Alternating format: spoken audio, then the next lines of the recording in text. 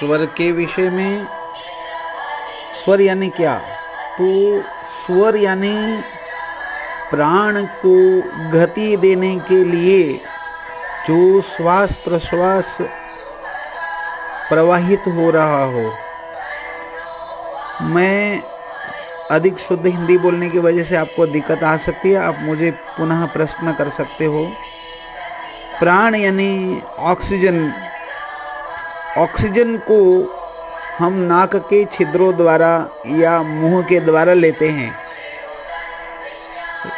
लेकिन यह प्राण जब वो ऋणात्मक रूप धारण करके बाहर निकलता है तब वह राइट या लेफ्ट यानी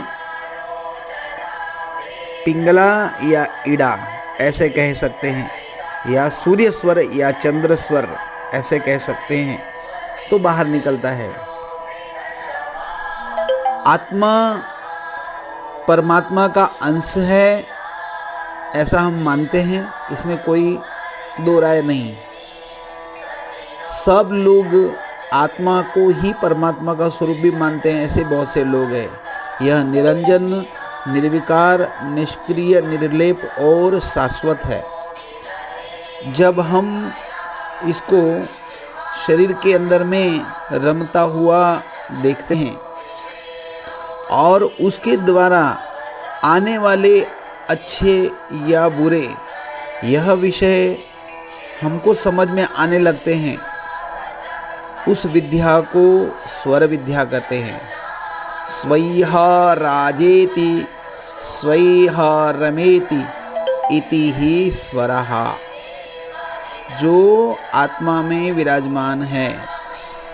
फिर एक शब्द और कहा है, स्वरे च सर्वत्रैलोक्यम स्वरात्मम स्वरूपकम।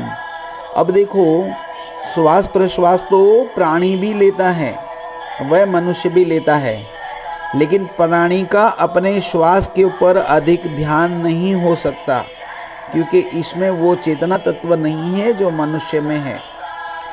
इसके लिए इस गति को समझकर अपने आने वाले समय को अच्छा बनाना, जो अनर्थ है, अनिष्ट है, उसको समझना और उसके अंदर में स्थिर रहना, यह स्वर विद्या का सबसे बड़ा महत्वपूर्ण अंग है।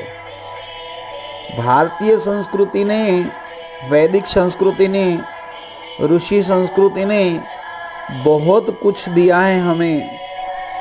विविध मूर्ति पूजाएं हैं, अग्नि पूजा है, तत्व की पूजा है, वृक्षों के द्वारा ऊर्जा प्रदान होना, वृक्षों से ऊर्जा प्राप्त करना, ज्योतिष्य, निरुक्ति इत्यादि के बहुत कुछ दे देने के बाद भी ऋषियों को ऐसा लगा कि और भी हमें कुछ देना है, तो अंतिम में यह स्वरोदय शास्त्र दिया है, जो बहुत से बहुत महत्वपूर्ण है। यदि स्वर विद्या का आपको अच्छे से ज्ञान लेना है और अपने जीवन को बहुत उच्च तत्व में लेके जाना है और असंभव होने वाली बातों को संभव करना है, तो सबसे पहले हिंदू पंचांग, वैदिक पंचांग, उसका आप देखना, निरीक्षण करना और पालन करना प्रारंभ कीजिए। हमने जैसे अपने पंचांग को त्यागना शुरू किया, अंग्रेजी पंचांग को हमने स्वीकृति दी, वैसे ही हमारी मानसिक अधोगति प्रारंभ हुई। अब इस मानसिक अधोगति से बचने के लिए पंचांग का अर्थ होता है 5 अंग: तिथि, नक्षत्र, योग, वार एवं करण। तो हमें इतना ज़्यादा ना समझ में आए तो कोई बात नहीं, तिथि व वार को बहुत अच्छे से समझना जरूरी है। यदि आपके पास काल निर्णय नाम का पंचांग है तो उसमें देख लीजिए कि सूर्योदय व सूर्यास्त कितने बजे हो रहा है, और तिथि कौन सी है, वह वार कौन सा है। ये 3 बातें अगर जो अपने स्वरोदय शास्त्र में अगर जो सीख लिया तो आगे का पड़ाव आपके लिए बहुत आसान होगा। आगे बहुत कुछ मुझे सिखाना है आपको, लेकिन आप मेरे पास से सीख के जाने के बाद भूल ना जाएं। आप बिल्कुल स्वर शास्त्र को सीखना चाहते हैं तो रोज़ पंचांग देखने की, पंचांग पढ़ने की आदत डालना। आजकल मोबाइल के अंदर में भी पंचांग उपलब्ध हो रहे हैं आपको ऐप के द्वारा, तो अपने शहर का उसमें दिनमान जो है फिट करके और 1 महीने का सूर्योदय व सूर्यास्त जो है एक पन्ने पर नोट कर लें। और आगे का विषय बहुत गहरा देने जाने वाला हूँ, जिसकी गहराई आपको समझ में आने चाहिए। यथा वा अरानाभो समर्पिता एवमस्मिन् प्राणे सर्व समर्पिता। तो जैसे रथ के 2 रथ के पहिए हैं, उसके ऊपर पूरा सवार होता है, उसी तरह आपकी ये 3 पहिए हैं जिसमें आपका जीवात्मा सवार है, ईड़ा, पिंगला व सुषुम्ना। तो इस बात को ध्यान रखना कि आपको 3 पहिए दिए हुए हैं, इसके ऊपर आपका प्राण टिका हुआ है, आपका आत्मा टिका हुआ है। इस रथ को किस द्वारा लेके जाना है, कहाँ पर लेके जाना है, यह आपके ऊपर निर्धार है। जीवन ऐसे ही निकल जाएगा धन एकत्र करते करते,